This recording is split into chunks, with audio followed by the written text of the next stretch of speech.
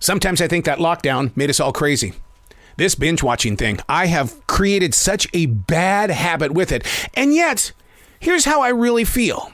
When my wife and I sit down to have lunch together, we binge watch a show.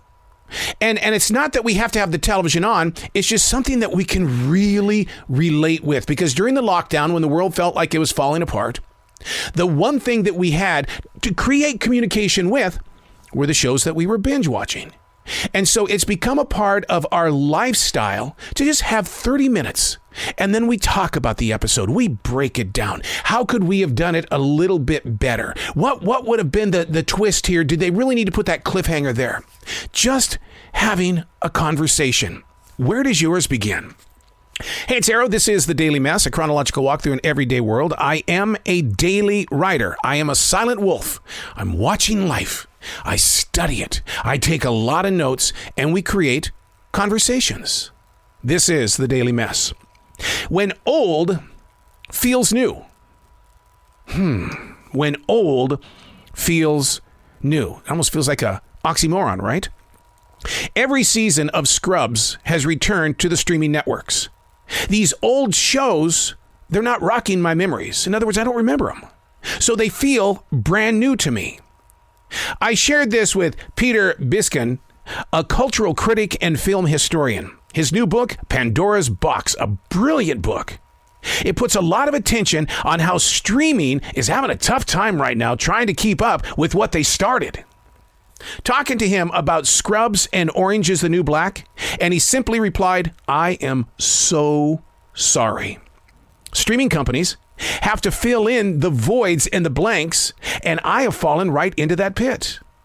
I do wonder if my parents felt the same way when cable TV came into play and they were watching their old westerns and black and white cop shows.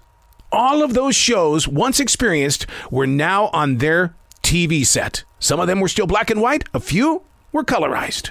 But they still had the old shows. And here's the strangest thing about it. With us streaming things like Scrubs and Orange is the New Black, does that mean that nobody is buying as many Blu-ray DVDs? Somebody is losing money. I'm guilty. Watching these old shows, and I had to do some research. Are people losing money because of these streaming platforms? And the answer is yes, they are. It was one of the things that was heavily talked about with the writer's strike and the actor's strike, because they're not making what they should be when it comes to protecting their own pockets as the entertainers of our life. How do we as the viewers learn to respect the actors and the writers, the directors and the producers even more? Now, I have to deal with this because when streaming hit radio, all of a sudden I had to give everything away for free. It didn't belong to me. And when I place it on a platform, they can do whatever they want with it, make as much money as they want, even though they are charging me to put me on their platform. You got to have a lot of magic and a lot of something to make that money. And musicians are going through it as well with the music. Streaming changed their entire platform because we all want music free. We all want podcast free. This is not a guilt trip. I'm just trying to understand the relationship and the connection of when things that are old feel new. Those that are ahead of streaming are playing with our emotions. They're giving to us what we think is free. But if you've looked at how much you're paying for that app every month, and now Disney is teaming up with Hulu, what's next? How are we going to create the new level of entertainment and the acceptance of what we're doing to the industry of all forms of entertainment?